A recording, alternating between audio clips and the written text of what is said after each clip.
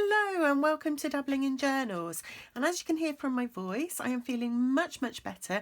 Thank you so much to everyone for your good wishes. I really appreciated it. Now what I'm going to do today is I'm going to share some of the pages in my Commonplace book, and then once I've done that I'm going to announce a giveaway that I'm going to be doing on my channel this week. Now in my Commonplace book, the first topic that I started with is happiness. I thought that would be a really interesting and fun notion to explore and something that's important to us all.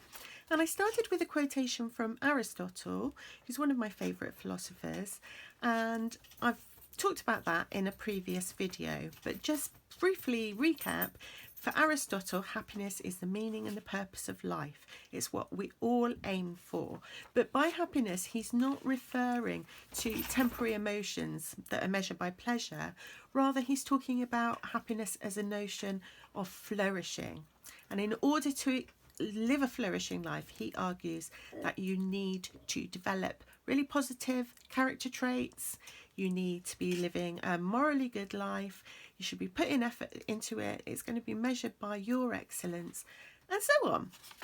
Now, the next quotation that I've popped in here is by Jane Austen, who is one of my favourite novelists. I can't remember how many times I've read her books over and over. They're so elegantly written. I just really enjoy them. Now, here I have a quotation from Pride and Prejudice, and it's the heroine, Lizzie, talking to her sister Jane, and she says, "I never could be so happy as you. Till I have your disposition, your goodness, I can never have your happiness." Now, that I thought was really interesting because I don't know whether Jane Austen read Aristotle, but she may well have done. She was a very educated woman. And this sounds very Aristotelian today because Lizzie's saying in order to be happy, you have to have the right disposition. You have to have those character traits that are morally good. And she also mentions here goodness. You've got to be a good person. So a morally good person, someone who is kind to the right amount, who's courageous in the right amount, not too courageous because that's foolhardy. If you're not courageous enough, you're cowardly. You've got to hit the mean and develop these positive character traits. And she explores a lot of those sorts of thoughts in her novels. And I've just decorated this really simply because I wanted it to be elegant like Jane Austen, and I've just put some rub-on stickers on here and a little shadow box around my quotation. Now on this page, this quotation is by Delphine de Gorodin, who I'd never heard of, but I loved it when I came across it. And so I'm going to be researching a little bit more about her and see if I can find some more of her writing. But she says this: "For ages, happiness has been represented as a huge precious stone, impossible to find, which people seek for hopelessly.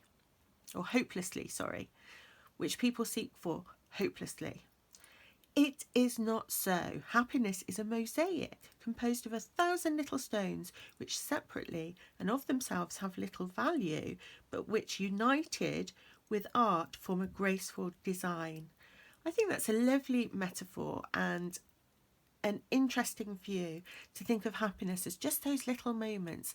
Each little happy moment might not seem like much, but when you add them all up and look at the narrative of your life, you'll be able to see that in fact you are much happier perhaps than you realise. And then this quotation is from George Eliot, who's a 19th century novelist. If you're not familiar with her, she wrote under that pseudonym.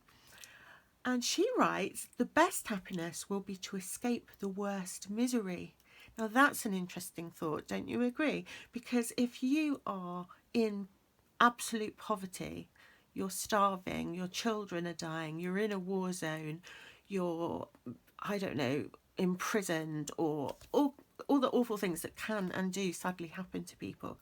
Now, if you haven't had any of those things happen to you, you've escaped that kind of misery, then you've had a happy life, according to George Eliot, which is interesting.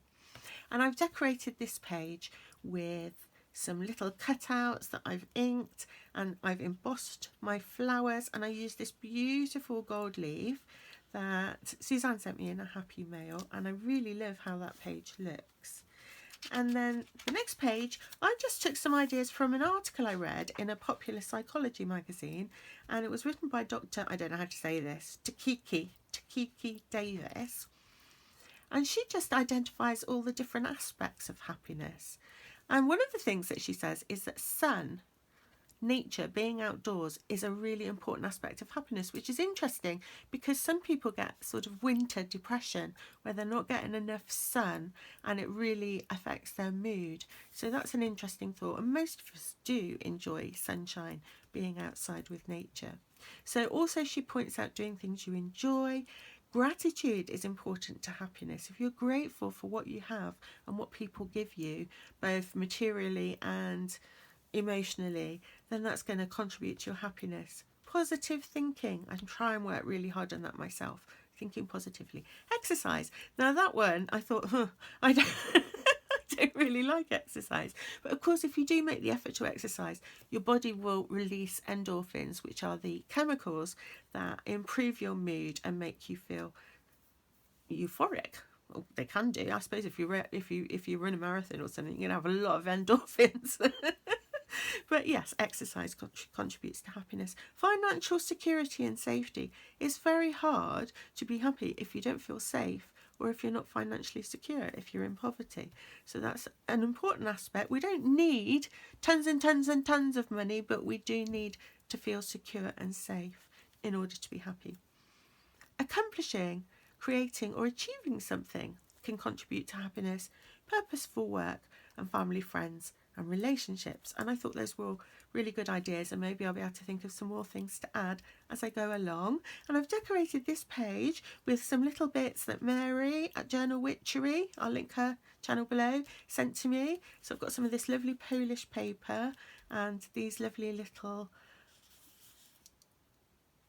pieces of ephemera, and I've added a little bit of the musical washi tape that my sister sent me, and which I really appreciated and love. And my last page to share with you today, I've just done a little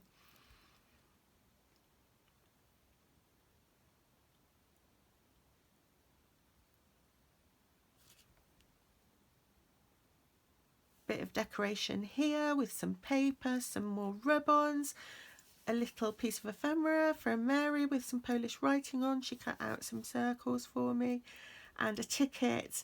And this is a little stamp which is from India, which I really enjoyed finding that one in my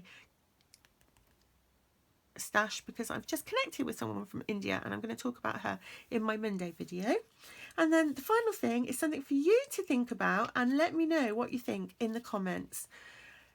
And this is a thought experiment from Nozick, and he says, suppose that there were an experience machine that would give you any experience you desired. Super duper neuropsychologists could stimulate your brain so that you would think or feel you were writing a great novel or making a friend or reading an interesting book. All the time you would be floating in a tank with electrodes attached to your brain. Should you plug into this machine for life, pre-programming your life experiences? Of course, while in the tank, you won't know you're there. You'll think it's all actually happening. So you can pre-program your life so that everything that happens in your life is pleasurable or makes you happy or makes you feel that you're flourishing or whatever. Now, would you plug into this machine if it were a possibility? Let me know in the comments what you think. So that was the last entry in my Commonplace book. I hope you enjoyed having a little peek. I'm really enjoying it, and I don't know whether I'm going to do some more stuff on happiness or whether I might move on to a new topic. We'll see. So that's my Commonplace book, and now I just wanted to show you what I'm going to be giving away in the giveaway this week, which is in appreciation for all of you who have watched my channel, supported my channel, commented on my channel, and it makes the experience so much more fun for me that I want to give something back, especially as I've been really spoiled with Happy Mails, although I will obviously return those Happy Mail. Although I will obviously be sending things to my Happy Mail friends as well. So the main item is this. So let me show you. Hope you like it. I do. So what we have here is a fountain pen, and the brand is Diplomat, and I bought one of these for myself and I absolutely loved it. So I thought it would be a lovely thing to give away. So if I just take it out of the box, I wouldn't have opened it if it hadn't been, you know, if it had been shrink wrapped or something. Although having said that, if the winner of the giveaway is in the US, I will have to take out the ink cartridge. I won't be able to include that because you have to do all kinds of complicated special paperwork to send ink to the US. Who knew? So this little pen is a fountain pen where it takes cartridges, short international cartridges. I think it's absolutely beautiful. They've heated the metal to make all these beautiful covers, to make all these beautiful colours. And I'll just show you mine. I bought mine for this little journal because the pen loop, mustn't get them mixed up, the pen loop in this journal is quite small and I couldn't get a Kaweco or a TWSBI pen into this pen loop, and so I wanted a slim fountain pen, and I thought that's really handy because it is so slim it will fit in any pen loop that you might have. So I thought that would make a really lovely giveaway gift. I hope you agree.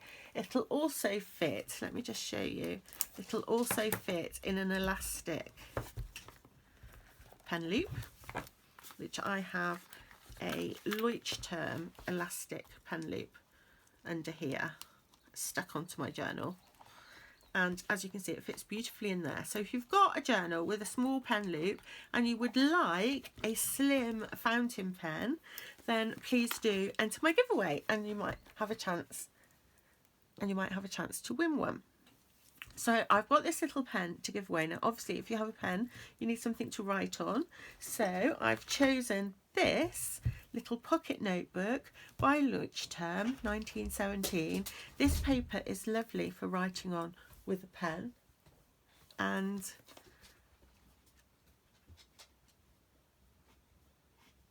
I thought the colour looks really, really beautiful with it.